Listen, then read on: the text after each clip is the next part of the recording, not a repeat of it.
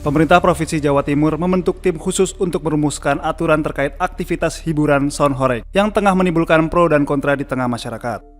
Langkah ini dilakukan melalui rapat lintas sektor di Surabaya, Jawa Timur. Tim kecil ini terdiri dari perwakilan berbagai lembaga, mulai dari kantor wilayah hukum, pihak kepolisian, tenaga medis, hingga Majelis Ulama Indonesia Jawa Timur yang belum lama ini menetapkan fatwa haram terhadap aktivitas sound horeg. Hiburan sound horeg dipersoalkan karena memperdengarkan suara di atas 85 hingga lebih dari 100 desibel dalam durasi waktu yang panjang.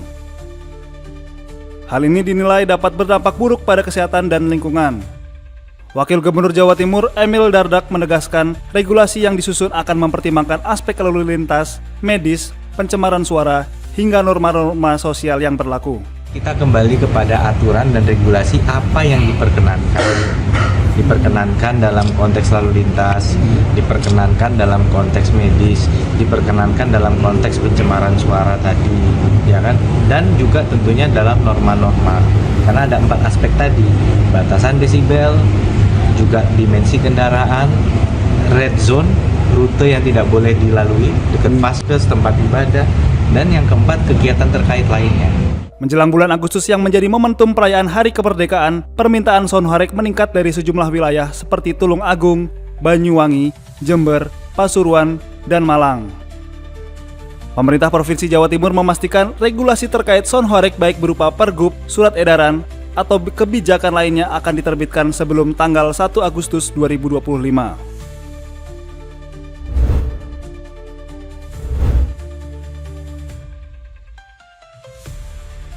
Duel Timnas U23 Indonesia kontra Vietnam akan tersaji sebagai laga final kejuaraan ASEAN Piala AFF U23 2025. Laga Garuda Muda versus Vietnam ini akan menjadi kali ketiga bagi kedua tim dalam sejarah turnamen di kawasan.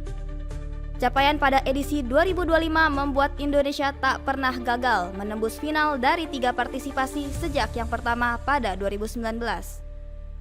Di final edisi 2025, Indonesia akan menjamu Vietnam di Stadion Utama Gelora Bung Karno, Jakarta pada Selasa 29 Juli 2025, 8 malam. Pertemuan nanti merupakan pertemuan ketiga untuk kedua tim ini setelah pertemuan final sebelumnya pada 2019 dan 2023. Kedua tim melaju ke final setelah mengalahkan masing-masing lawannya pada babak semifinal. Indonesia berhasil mengalahkan Thailand melalui adu penalti, sementara Vietnam menumbangkan Filipina 2-1 pada waktu normal.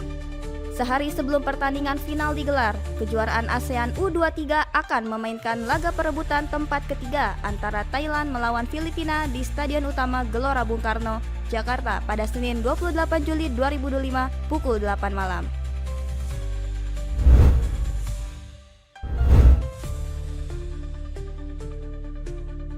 Wakil Presiden ke-13 RI yang juga Ketua Dewan Pertimbangan Majelis Ulama Indonesia, Ma'ruf Amin menghadiri puncak tasyukuran Milad ke-50 MUI di Asrama Haji Pondok Gede, Jakarta, Sabtu 26 Juli malam.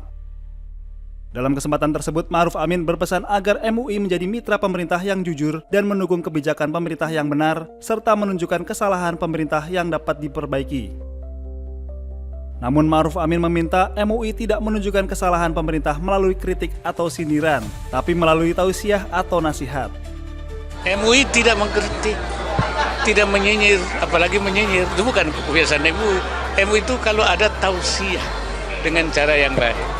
Kenapa tausiah? Tausiah itu nasihat dari orang yang mencintai kepada orang yang saling mencintai.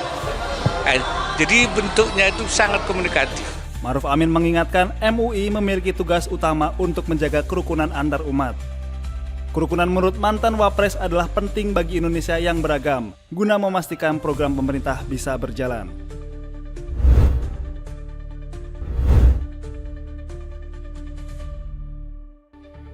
Satgas Penegakan Hukum Operasi Damai Kartens berhasil membekuk seorang anggota kelompok kriminal bersenjata atau KKB bernama Wanggo Sobolim di Distrik DKI Kabupaten Yahukimo, Provinsi Papua Pegunungan pada Sabtu 26 Juli.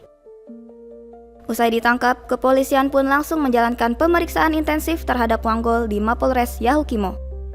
Kasatgas Humas Damai Kartens, Komisaris Besar Polisi Yusuf Sutejo mengatakan, Wanggol terlibat dalam 2 aksi yang mengakibatkan tewasnya 2 warga sipil tewas di DKI. Proses interogasi menjadi titik awal pengungkapan lebih luas terhadap jaringan kekerasan di wilayah tersebut. Polri menegaskan bahwa kejahatan terhadap warga sipil tidak akan dibiarkan tanpa proses hukum.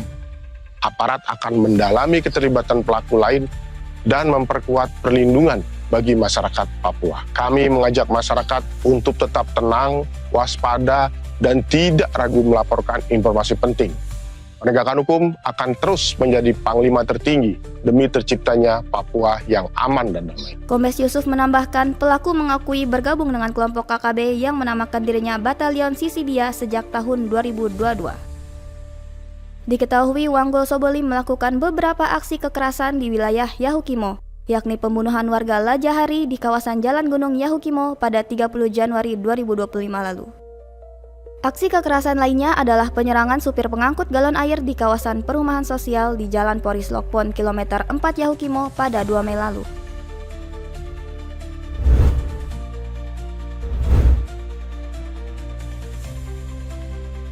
Bank Indonesia Kantor Perwakilan Kepulauan Riau menggelar kegiatan Kreatif and Inovatif Riau Island Carnival atau Sernival 2025. Karnival ini dilakukan untuk mendorong penggunaan kris di kalangan pelaku usaha mikro, kecil, dan menengah di wilayah Kepulauan Riau. Kegiatan yang digelar selama 3 hari ini menggandeng sebanyak 32 pelaku UMKM pengguna kris. Ketua Pelaksana Sernival 2025, Husni Napare mengungkapkan kegiatan ini merupakan upaya pihaknya dalam mengakselerasi digitalisasi sistem pembayaran. Di sisi lain, pihaknya juga berupaya untuk menggalakkan sosialisasi bersama dengan pemerintah daerah setempat untuk penerapan digitalisasi di wilayah 3T, yaitu tertinggal, terdepan, dan terluar. Jadi memang kegiatan Sernival 2025 ini salah satu cara kami dari Bank Indonesia untuk mengakselerasi digitalisasi sistem pembayaran agar masyarakat kita memahami terkait dengan penggunaan digital payment terutama kris.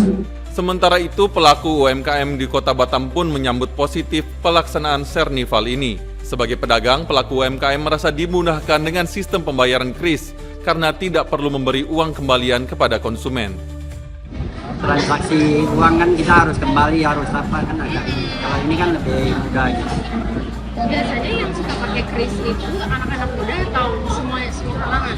Kayaknya anak muda lah, kalau yang tua masih kurang ini. Sebagian pelaku UMKM pun mengatakan telah menggunakan sistem pembayaran kris sejak 5 tahun lalu dan telah banyak konsumen yang juga merasakan dimudahkan dengan sistem pembayaran ini.